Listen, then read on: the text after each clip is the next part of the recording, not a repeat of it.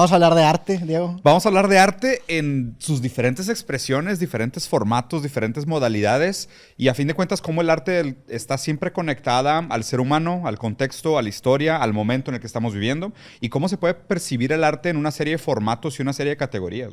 Sí, este primer capítulo se trata sobre el freestyle. Diego, eres consumidor del freestyle, ¿te gusta? Por tu culpa. ¿Sí? Sí, de hecho por tu culpa me volví consumidor de freestyle. O sea, me gustaba el rap en un sentido más histórico, desde los 90s así ya le pegaba, me gustaba Bone Thugs and Harmony, o sea, me gustaba rap, sí. Y luego por tu culpa empecé a escuchar más freestyle, o sea, empecé a ver batallas, luego me di cuenta que era toda una subcultura sumamente rica, con gente sumamente talentosa. Y sinceramente me gustó mucho lo que vi, güey. ¿Tú cómo entraste en contacto con el rap, con el freestyle? Yo entré recientemente justo por Héctor, que está aquí detrás de cámaras. Fue el que me empezó a introducir un poco a la escena del freestyle. Y mi programa creativo me permitió conocer a mucha gente involucrada en la escena. Me empecé a hacer amigos de ellos. Me tocó ir a la final internacional, la última en Chile. Y me he hecho muy fan del movimiento este último año y también me he estado empapando un poquito más de su historia. Pero se me hace bien interesante. O sea, creo que es de esas cosas que son naturalmente atractivas, el ver a alguien improvisar y como ese elemento de riesgo de que no la riegue o no diga algo que no debería regar, creo que es algo que te atrae automáticamente y creo que es de esas cosas que como las peleas al humano entretiene por naturaleza, ¿no? Que mira, te lo voy a plantear así.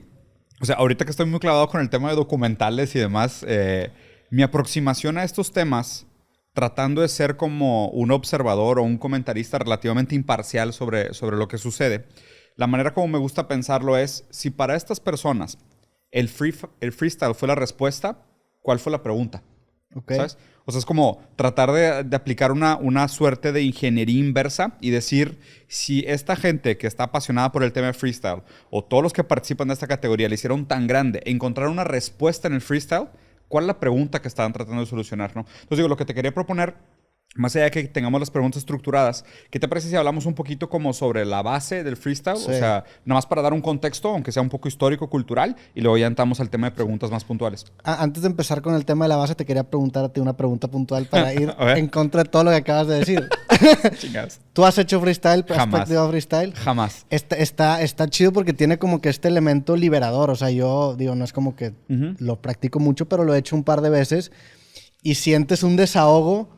Porque al estar como que en este estado de flow, sientes que el guardián de tu inconsciente como que se distrae un poco y empiezas a escupir cosas que incluso tú mismo en retrospectiva te acaban sorprendiendo. Claro. Me tocó hace tiempo practicar freestyle con un amigo y me acuerdo que yo escuchaba sus rimas y decía, ahora le traías eso bien atorado y lo traías bien adentro. O sea, siento que es una manera de tú mismo accesar a partes de ti que a lo mejor de una manera verbal directa no podrías hacerlo. Y eso para mí es un elemento clave y adictivo del freestyle. Claro. Y ahorita que preguntabas, ¿cuál es la pregunta que estas personas se hacen al hacer esta práctica? Yo creo que lo hace adictivo es que te acabas dando cuenta de cosas que a lo mejor traías adentro. Se te escapan. O a lo mejor no, o a lo mejor nada más dices cualquier barbaridad y tú mismo después lo interpretas posteriormente y le encuentras un significado, pero eso es algo bien interesante. Está raro porque, o sea, pudieras hablar de ese sentimiento como de vómito, ¿no? O sea, ese sentimiento como de soltura pura, ¿no? Pero pues obviamente sabemos que no hay, o sea, no es palabra vacía. O sea, no es palabra vacía en el sentido de que todo lo que se dice, pues tiene un contexto, tiene un significado, tiene un porqué, está vinculado a alguna historia, a alguna memoria. Seguramente hay muchas palabras que revelan muchísimo más de que inclusive lo que los artistas piensan. Y obviamente el obligarte a hablar rápido, sin filtro, doble tempo, sobre un tema random y no atorarte, pues se te sale el demonio, güey. O sea, se te sale el demonio literal, en el sentido, sale puro ello. O sea, sale sin represión, sale sin que el super yo alcance a limitar aquello de lo cual el ello quiere hablar, ¿no? Creo que ese gatekeeper sería el super yo, que es el que te dice, oye, ¿sabes qué? A lo mejor no sería una buena idea que tocaras este tema en este momento. Sí, no les platiques qué categoría no te gusta ves. Mejor sí, tranquilo, ¿sabes? No tienes por qué llegar a esto. Pero creo yo que conforme te vas haciendo bueno, ese super yo se empieza a meter un poquito en la ecuación. Porque si tú y yo empezamos a improvisar, sí vamos a decir una barbaridad que a lo mejor diríamos de que, oye, se me hace que no sería tan bueno publicarlo. Creo que ya los freestyleros de más alto nivel acaban sí teniendo ese filtro de... Pero también te das cuenta que acaban teniendo como sus temas específicos.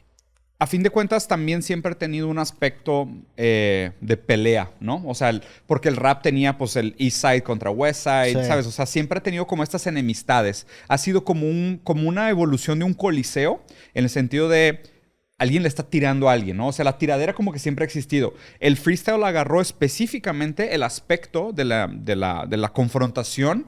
Las batallas de freestyle. Las batallas, sí. Exacto. Pero lo hicieron más como, o sea, se centraron en ese aspecto del rap, ¿no? Que antes era, pues digo, se tiraban así, pues eran gangs y era peligroso, de verdad. Pero está bien interesante porque desde el surgimiento del rap está como que esta figura antagónica. O sea, a mí que me ha tocado platicar con muchos raperos, me cuentan de sus primeras canciones y me dicen, no, pues yo le estaba tirando a alguien inventado. Claro, o sea, necesitas ese antagonista para poder tú mismo elevarte, ¿no? Pero el rap también de cierta manera se vuelve como un himno de empoderamiento personal.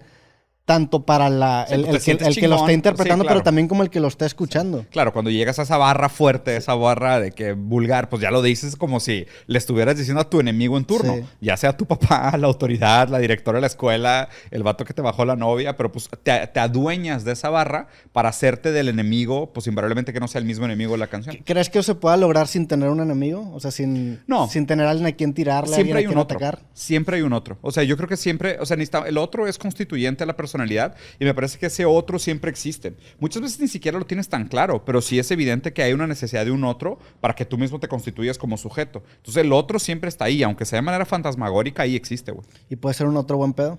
Puede ser un otro buen pedo, sí, hasta cierto punto, pero aún su buen pedez te antagoniza. Ya. ¿Sabes? Puede ser incluso un super yo que dices, bueno, esta persona es muy... Sí, definitivamente.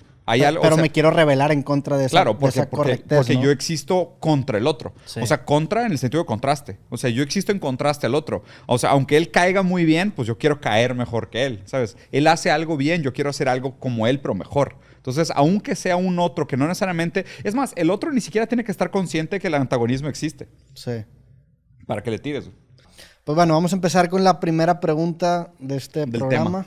Ya deambulamos un poco en... A ver, si quieres te la planteo tú y me das tu postura. A ver. ¿Tú crees que exista de alguna manera un problema entre transformar el freestyle en un deporte, en una competencia con sus reglas, sus métricas, su formato, su estructura de torneo, ¿sabes? Su tour internacional, la lana, la marca, los patrocinadores, versus el aspecto artístico puro del freestyle? O sea, ¿crees que antagonizan esos dos ejes? Hay muchos involucrados en el freestyle que están en contra de esta puntuación o metrificación del freestyle, porque sí hay algo que escapa por los números, ¿no? Las hojas de Excel. Y yo, claro, mi parte de ingeniero me gravita a decir que sí me gusta, sí, pero también creo yo que hay algo que se escapa muchas veces de estas puntuaciones que pueden acabar surgiendo en las distintas competencias de rap. Entonces, creo yo que por una cuestión de utilidad, sí es necesario tener un sistema de puntos que te permita decir quién ganó cierta batalla, pero también creo que deja de escapar una parte que a lo mejor no puede ser directamente cuantificada o que estas mismas métricas no toman en cuenta, ¿no? Sí. ¿Tú qué opinas? Híjole, güey, es raro, güey. O sea, ahorita mientras hablabas cambié de opinión. Qué extraño, güey. O sea, literal tenía una postura y ahorita que te escuché hablar cambié de opinión. Ahí te va. O sea, mi reacción inmediata contra estas cosas es sí. Ponerle métricas, ponerle estructura, encasillarla, cuantificarla, tiende a matar su aspecto creativo puro o su aspecto artístico puro, ¿ok? Esa era mi reacción primera. Y luego mientras te escuché hablar, pensé, a ver, el arte tiende a surgir en contra de aquello que lo limita, ¿sabes? Entonces, de alguna forma o de otra, pues este género surge como una reacción a una serie de limitantes. O sea, surge como una reacción a, oye, pues es que los subalternos no tienen voz. Entonces tienen que expresar su frustración con el mundo en donde pueden, ¿no? Entonces surgen estos espacios de conversación al margen de la ley para darle voz a todas estas quejas que no tenían un canal para existir, ¿no? Entonces yo creo que de alguna manera lo artístico debería de contraponerse o sublevar o superar inclusive todas aquellas limitantes y cuantificaciones que se le pongan.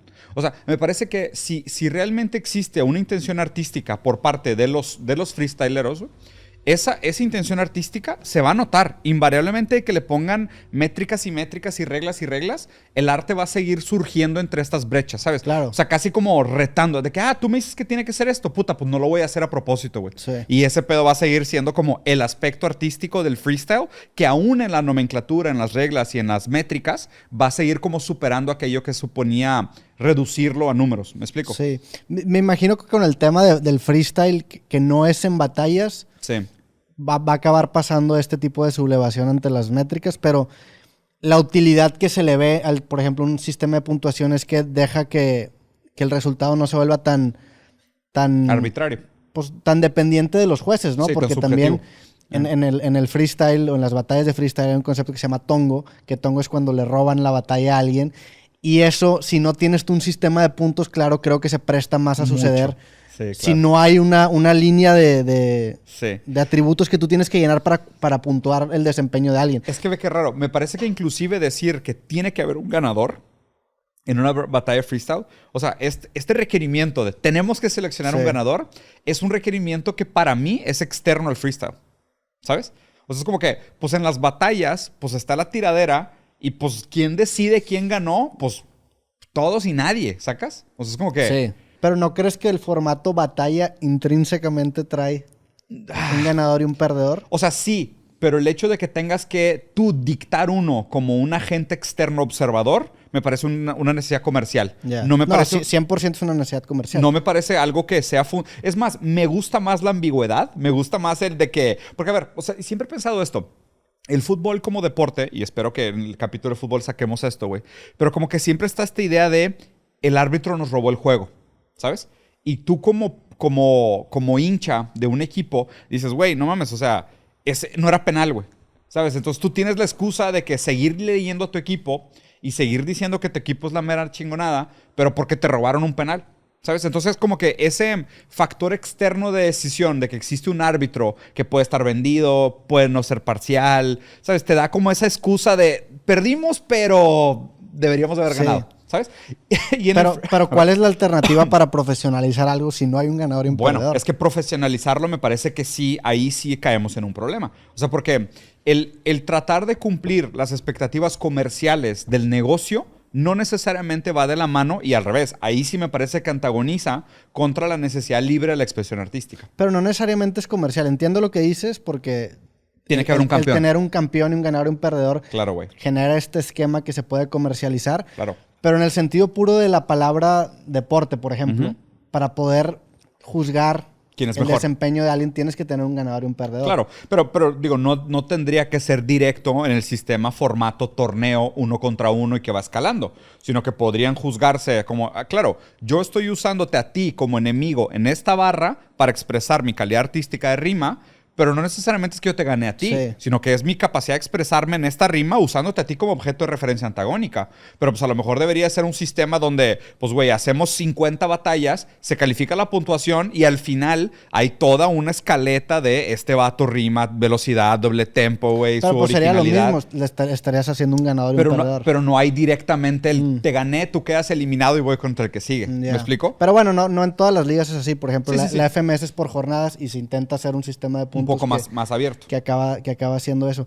A mí lo que sí me causa a lo mejor un poco de ruido es que ya teniendo estas métricas clarificadas en el freestyle, genera un cierto estilo que intenta explotarlas. Que es lo que se critica. Esa es la siguiente pregunta. Hay muchos freestyleros que tienen a lo mejor un estilo un poco más robotizado en el sentido de que están adaptados 100% para satisfacer estas métricas que ya existen y saben que si se van por ese camino van a acabar siendo recompensados, entonces se pierde esta esencia free.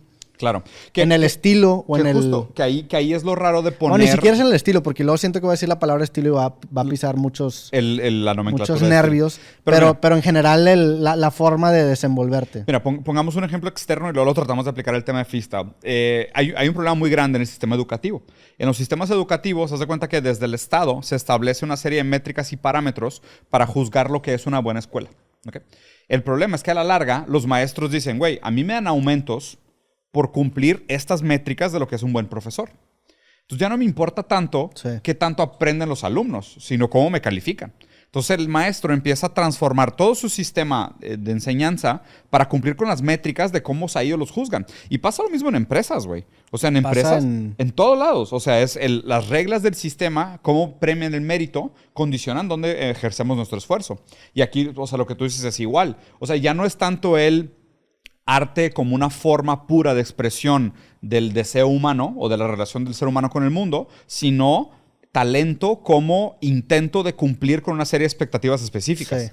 O sea, sinceramente, ya si lo escribes así, pues está bien, le puedes seguir diciendo arte si quieres, pero realmente alguien puede hackear el sistema. Sí, entiendo, pero también sigue teniendo este elemento caótico porque el contenido de lo que se va a decir en teoría es impredecible. Sí. Porque también siento que hay un área gris en el tema de practicar, por ejemplo, para una batalla de freestyle. Si yo sé que puedo batallar contra ti el día de mañana en un torneo, voy a practicar. Ya lo has hecho. Seguramente ponen o pegan fotos en las paredes y empiezan a practicar. Sí. Y eso, a fin de cuentas, cuando tú tienes la batalla con esta persona, pues son cosas que ya pegan tienes. Fotos en la pared, nunca lo había pensado, Sí, claro, pues ¿cómo puedes practicar para...? O sea, imagínate, te metes un torneo donde hay 8 participantes. Sí. Pues tomas esos 8 posibles caminos pegando fotos en la pared y empiezas a improvisarle enfrente. Qué interesante experiencia. Es un tema como que no se toca mucho dentro del círculo del freestyle porque... Si empieza a practicar rimas para tirarle a esa persona, son escritas. Sí. Y eso es un pecado capital en el freestyle. Claro. Entonces, para esto, y también por eso meten este tipo de formatos un poco disruptivos para garantizar que se mantenga metiendo palabras, el elemento temas. del freestyle o a lo mejor ambientes o... Qué interesante. Mira, o sea, ya nos desviamos un poquito de tiempo, pero para cerrar a la pregunta de este efecto entre las calificaciones y las métricas y la relación con la capacidad artística del rap, yo creo que, de nuevo, si hay un talento artístico, invariablemente va a acabar introyectando estas barreras y las va a usar para sublevarlas. Y por otro lado, sí existe también el potencial de que alguien trate de hackear el sistema y que se vuelva ese ratoncito obsesivo súper dedicado que diga, güey, pues es que la manera de ganar batallas son estas 5 métricas y voy a tratar de sacar 10 en las 5. Sí. O sea, más allá de que sea arte o no sea arte, si yo saco 10 en las 5 voy a ganar todas. Y se vuelve un acercamiento muy deportivo, sí. Y se vuelve un acercamiento muy deportivo, exactamente.